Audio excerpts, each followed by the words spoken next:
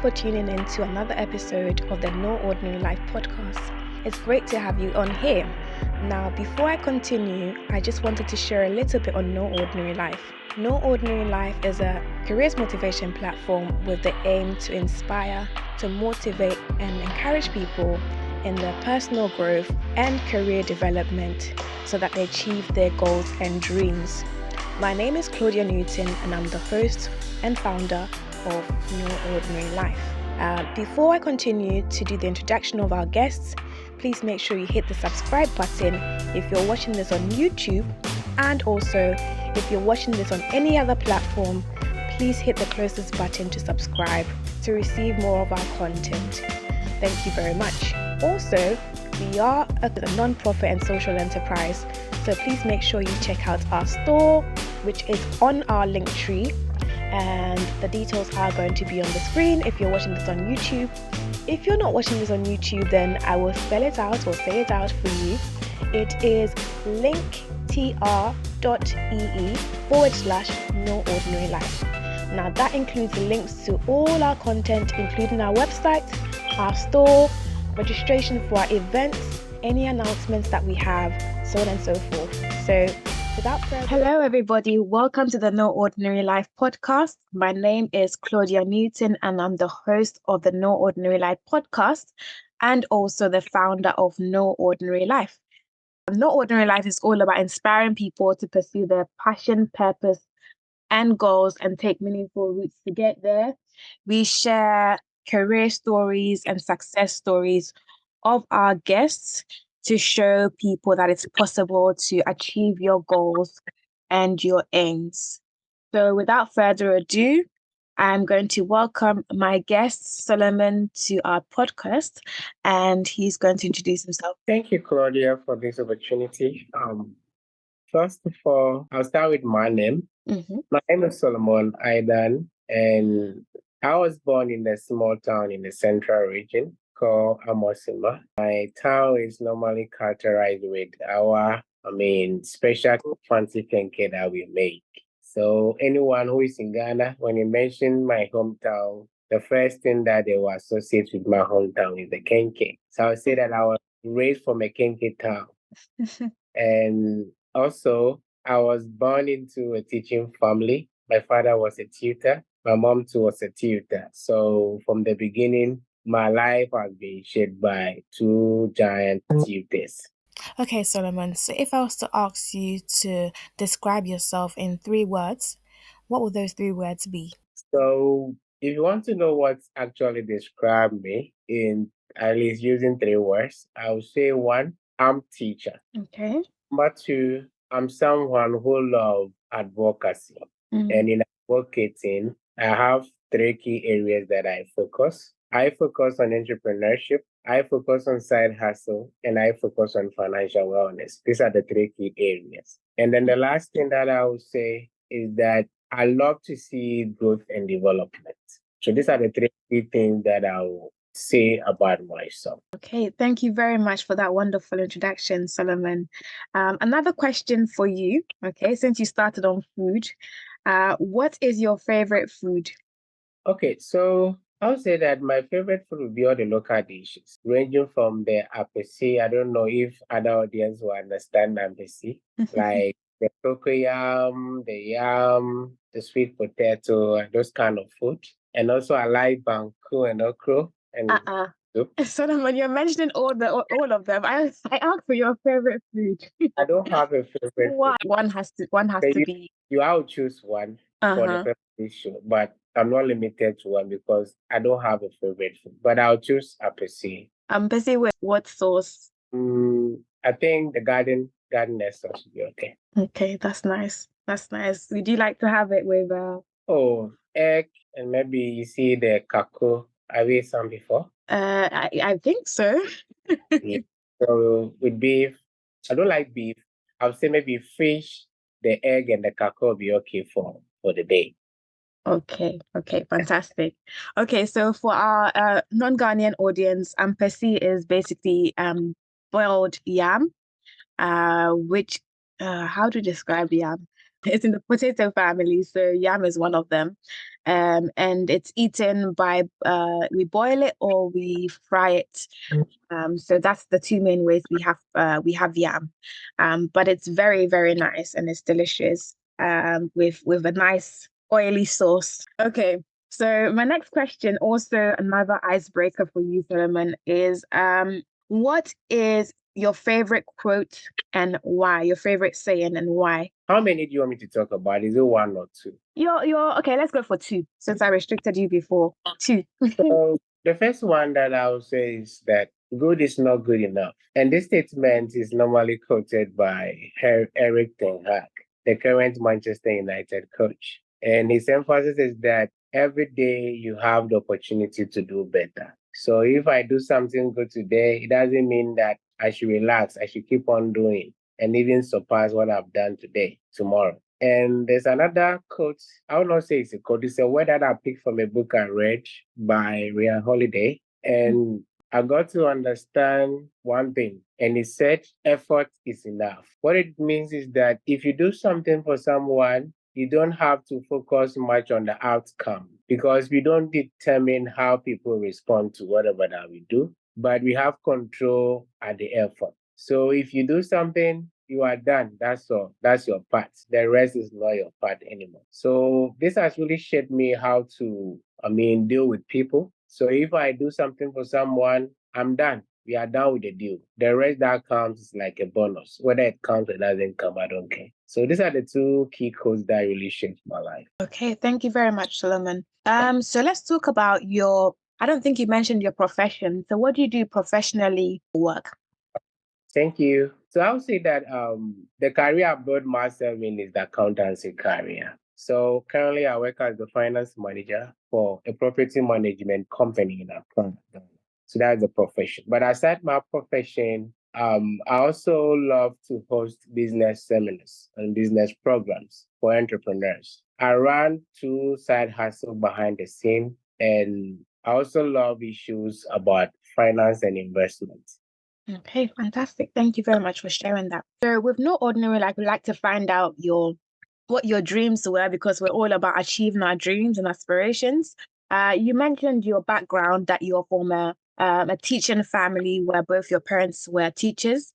What was your dream when you were growing up? Thank you very much. I think this question is one of the most difficult questions for me. I could remember as far as 7, 8, 9 years old, I could walk to my mom and then I'll tell my mom that I want to be an evangelist. The next moment, I go back and tell my mom I want to be a doctor. The next moment, I go back and then tell her that I want to be an engineer. So I think at the beginning, I didn't have a clear picture of how the future is going to be. But when I was in class 3, one of my senior brothers was in SHS, senior high school, and he read business. So when he comes to the house during the vacation period, I enter his, lockers to go and check the kind of thing that they are doing in the SHS. So I got attracted to business course. So that was even the first reason why I read business at the secondary level. I was finding things for myself. Right. So from there, after the business, I told myself that I want to be an accountant. So that was the first time I personally said something that I want to pursue. So I went into the University of Cape Coast to read accountancy program. But one thing happened in level 200 first semester. I got the opportunity to read this book, Rich Dad Poor Dad by Robert Kiyosaki. Yeah. And after reading that book, it seems that I was ushered into a different realm of my own life. I saw that accounting is just a bit of what I can do because I'm someone that whatever that I touch, provided I tell myself that I'm going to do it, I'll be able to do it. So I saw that accounting was not enough for me. Then I began to search about the life of entrepreneurs. So at that moment that I would think I had the impression, I had the connection and the conviction that I want to be an entrepreneur. So in terms of my dream,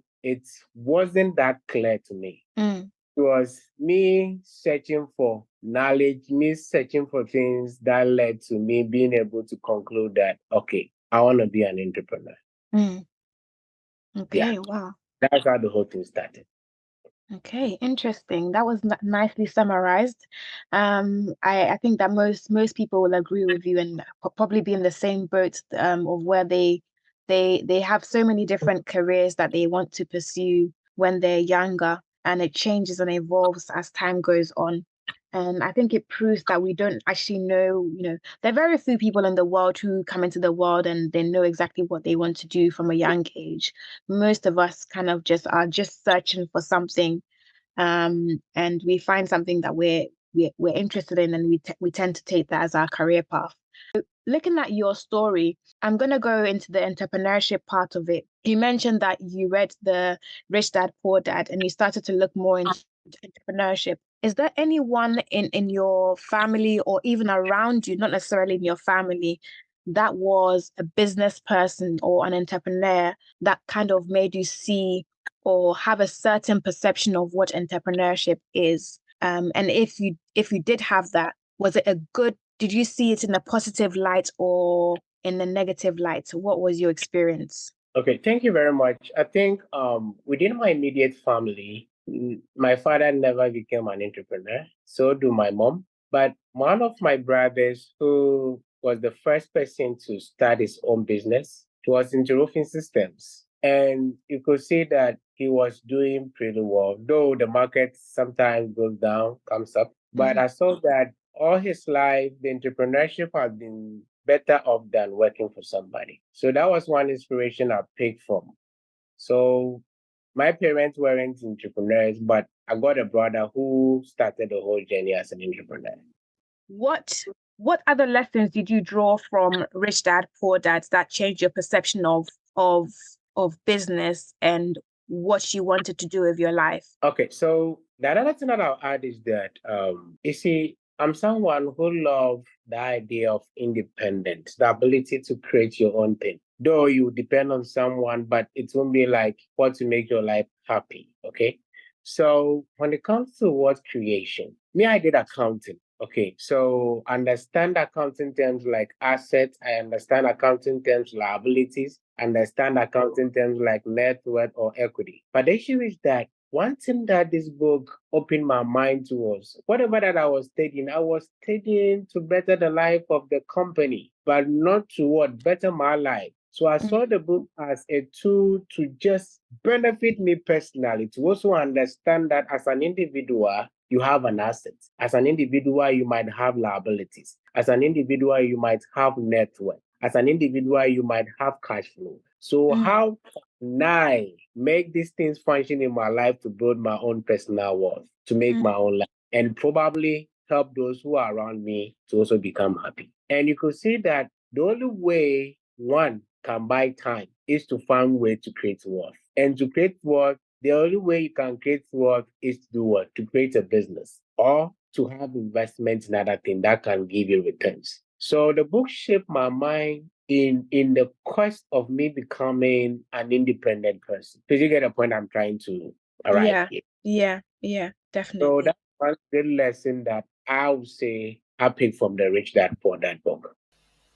Are there any life experiences that have helped you, even as a young man? Okay, thank you very much. I want to highlight some few experiences that I went through back in the university and how these experiences helped to shape my life. So after the book, I told myself that I want to start something. I want to start a small business. So there was this colleague who was a neighbor, roommate. So he was selling shirts and other things that students may need. So I went to him and I told him that I want him to give me some of the items so that I can sell them and get some commission from it. So I started selling. I think at the age of 20 years, I was going around in the hall and then I sent the items to them. Sometimes I don't make any margin from it because you can meet a very difficult client. Sometimes too, I meet people who are easygoing. When you mention the price, they don't bargain and I make commission. So afterwards, then I told the gentleman that I want to start my own. So when he went to the wholesale market to buy stuffs, I would give him money to buy some stuff for me. So in level 200, I started, hustling on campus. Wow. Items come, I pick them up, then I'll go to hall by hall, selling my items. When I go to class, I send some of my items to class. After class, I make business with my own mates. So I started my first, business called Skyview Collection, of which after a semester, I changed it to Sky Hub. As at that time, I've gotten some money to add other items to make it more of a big shop that people can. But I was not running a shop, though. I was running an online shop. There was some form of shop. You send it to the page. I have this, I have that, and the person will come and procure. And then I was learning how to market because I was one of the shy type, and I was very difficult. I find it very. The thing that shaped me was the selling gave me the opportunity to know how to interact with people and how to even market product to people or services to people to buy. The next thing that happened was that my business crashed. Oh, wow. Yes, in the process of completing school, all because I got some friends who bought, some of my products, and finding them was very difficult for me. You call them, they will not answer your call. And they were not willing to pay me back my money. So my money was locked up in other people's hands. Oh, dear. And there was no cash flow in June. And one thing that I learned here was that when you are doing business, you must make sure that you let people pay for what they buy from you. Don't make it that the person is your friend, so I'm giving it to him or her, and the person will pay later. Human beings are different. When they need something, they are different. But when they're supposed to make some obligation, they're also different people. So when my business crashed, I saw that if I'm to go into product sales, it will not really help me because the same people will start coming back again with a different story. And by God's grace, COVID-19 came in. So school was not in session, but I was still on campus. And I did one thing that today I would say that's what has made me to come far at this time. I did a personal diagnosis. I sat for almost about 1 to 2 hours talking to myself to know what actually I possess and what skills have I developed these 4 years that I can turn into something. Wow. So after countless of personal speech to my own self, I saw that I was good with my mind. What I mean is that I'm able to deploy my mind to create something. Wow. So I had a skill like a research skill. I was able to do business plans. I was able to write CV for people. I was able to do complex assignment that my friends would give up. I can sit down, build how this assignment can be solved. I will solve and the person will get an excellent grade. So I combine all these, skills, and I developed my first side hustle called iConsulting. So when I was doing my national service as a teaching assistant at the University of Cape Coast, I was teaching people at Takoradi. Do you know Takoradi? Yes, I know Takoradi. Yeah, Western region, yeah. So I was going to Takoradi every weekend to go and teach some undergraduate students. They were grown-up people owning their own business. Some are employees of big companies. And I was like 23 years old teaching these grown-up people because I mastered the art of my brain, and I make sure that whatever that I study, I keep the content and the concepts.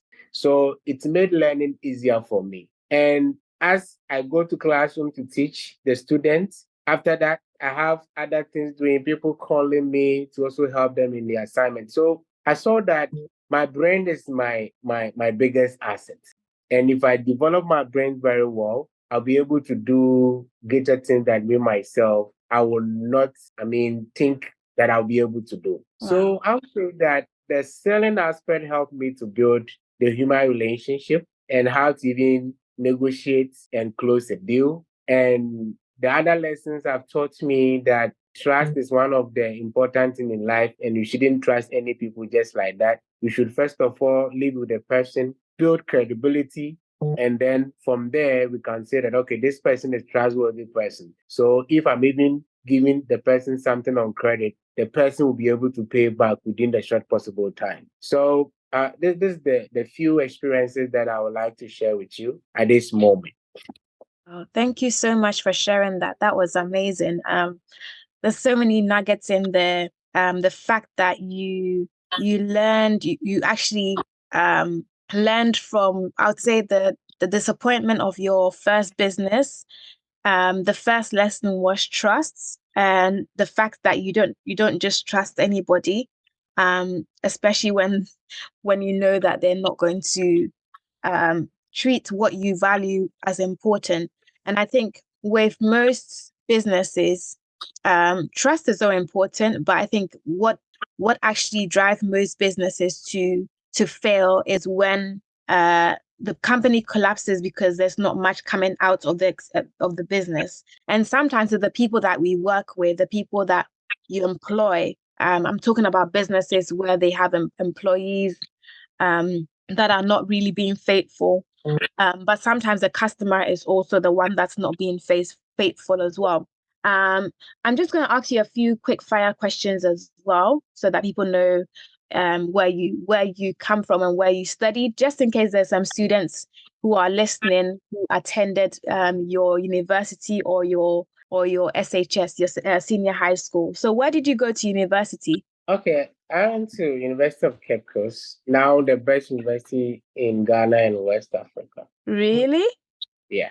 Interesting. Okay. And where did you do your senior high school? My senior high school, I went to Methodist Senior High School, and coincidentally, I'm a Methodist. And my basic education was a Methodist school. My secondary education too was a Methodist school. I like what you said about your mind being your greatest asset. That's just amazing that you say that to yourself. And I know that because you said that to yourself, you're doing so many things with your mind, and you said anything that you set your mind to do, you're able to do it. How do you motivate yourself, basically? Okay, thank you very much. I think this is one thing that I've not shared in the public space. Okay, so maybe I'll take the advantage and then share. I'm someone who talks to myself almost every day. Whether I'm down, whether I'm doing good, I speak to myself. And I have that kind of mentality that having a personal connection with your own self is one of the best things every individual can have. And I'm going to share a very difficult moment.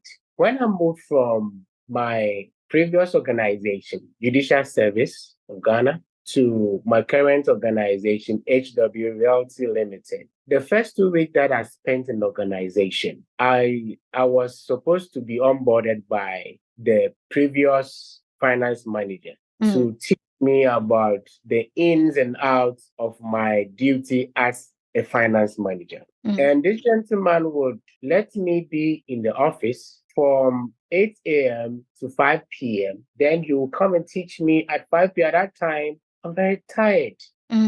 But this gentleman will come and then it will be like whatever that he's doing, it's like he's doing it for himself. There's no teacher-student relationship. And me being someone who have taught for some time, I understand how learning should go. So this man really put me in a very difficult task, Claudia. And my CEO was giving me pressure. She was like, so the 2 weeks that you have been here, what have you been learning? So this guy came and he told me that from that day, he's not going to come to me again. And looking at what he has taught me, I have not even learned anything because I didn't really have any connection with what he was doing. And the dark moment came in when I nearly gave up. Claudia, I told myself that I'm going to, cut the job.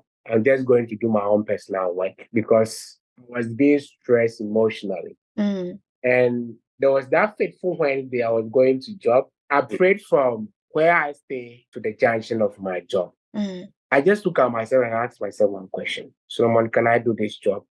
And then I told myself that this is a big challenge.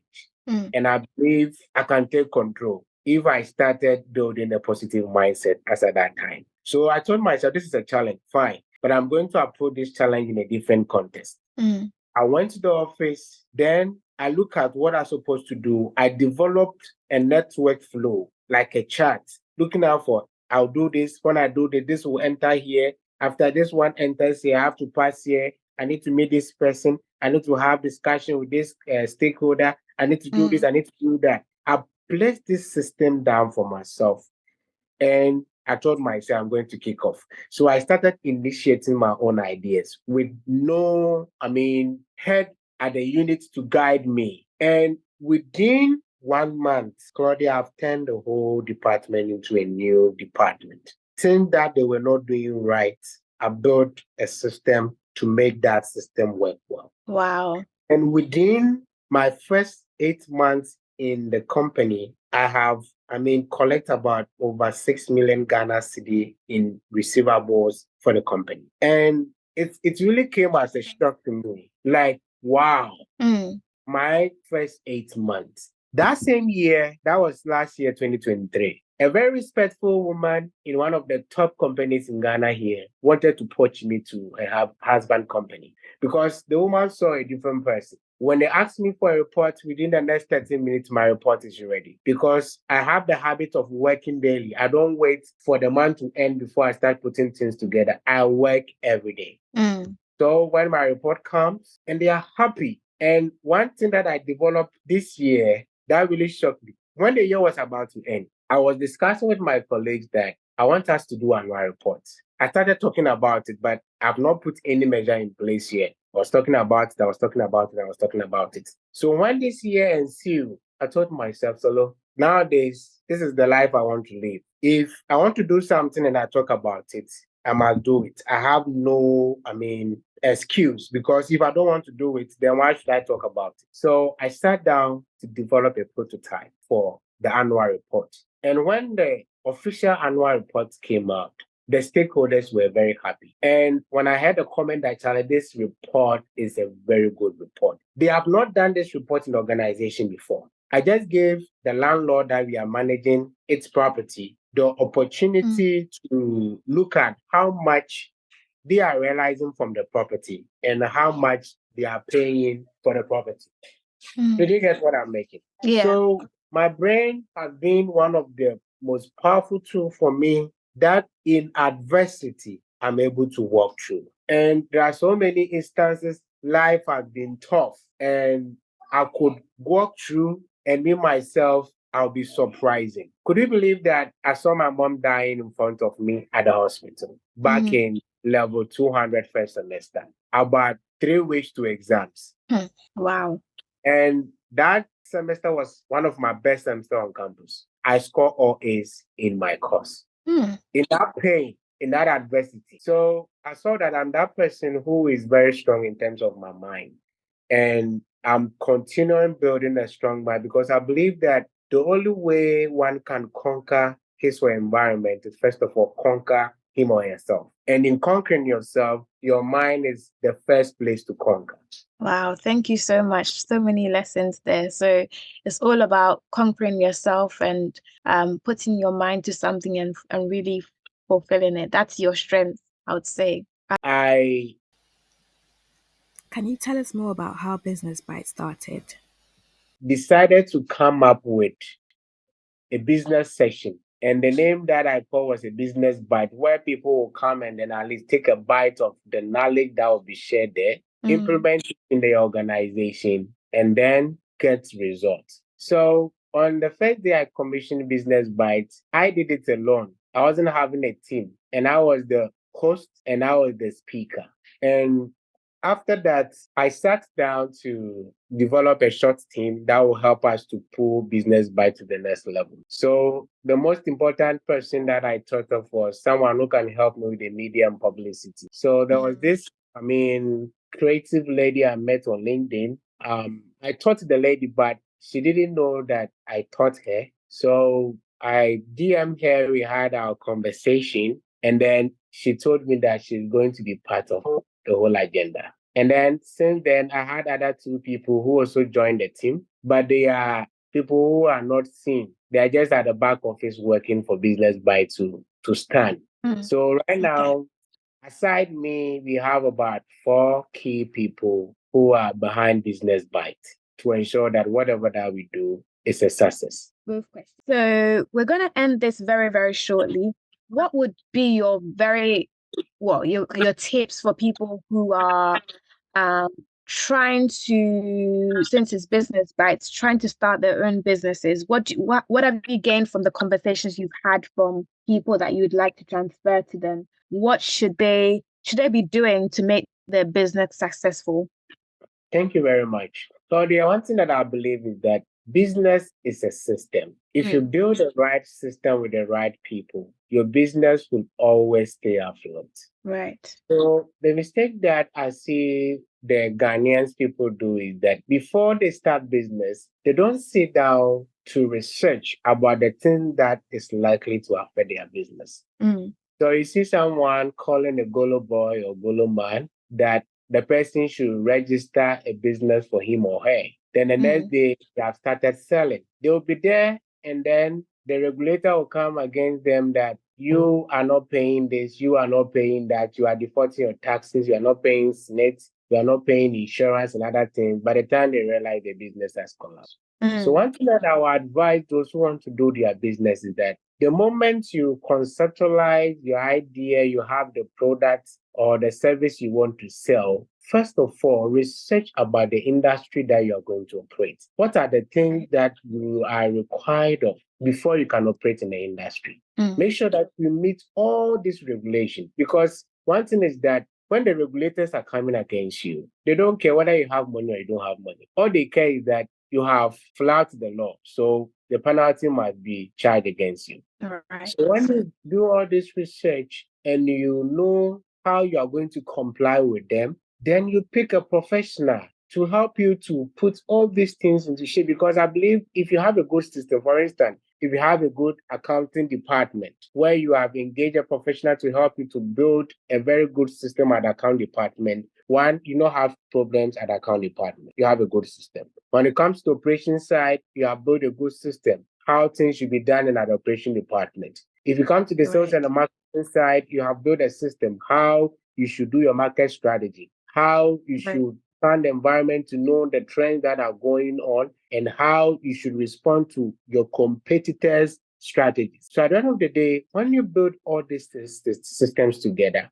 what will happen is that now you being the entrepreneur, you sit at the back of the business. Then you let the business run whilst you start thinking about what next after that. But most people are just self-employed people. If they leave their business will die. Why? Because they don't have the system. I had a friend who complained to me that her shop is not realizing more money again. Why? Because if she's not there, the people who comes to buy, when they meet the shop attendant, all that they will do is that, where is your madam?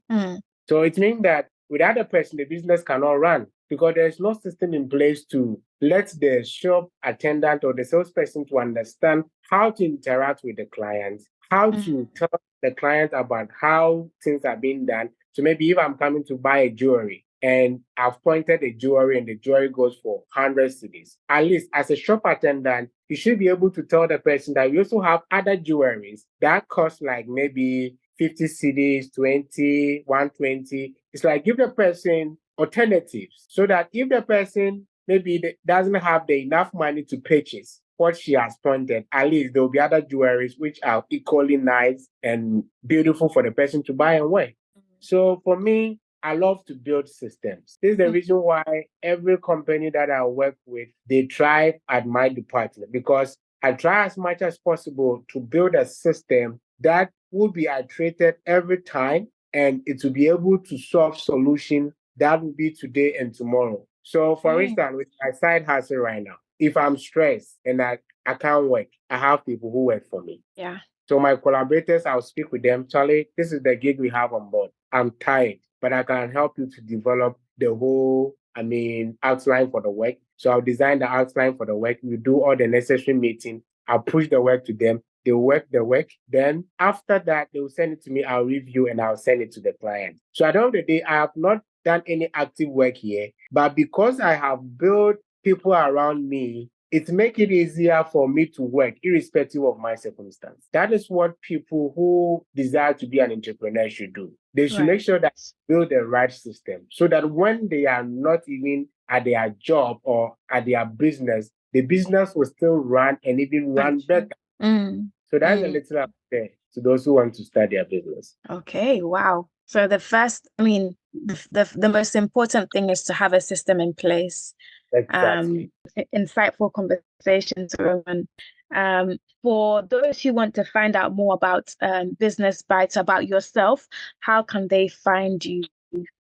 Okay, so I'm on this 4 social media platform. I'm on Facebook as Solomon Idan. I'm on LinkedIn as Solomon Idan, and I'm on Twitter as Solomon Idan. But I use this hashtag at Sol underscore Idan. So the Sol is SOL and underscore Idan, my last name. Thank you so much for your time, Solomon. It's been great to learn about your story and how you got to where you are, what drives you as a founder of Business Bites, and who you're looking to work with in the future. If you wanted to learn more about our guest, you can head on to his social media. He is on Twitter, on LinkedIn, especially on Instagram.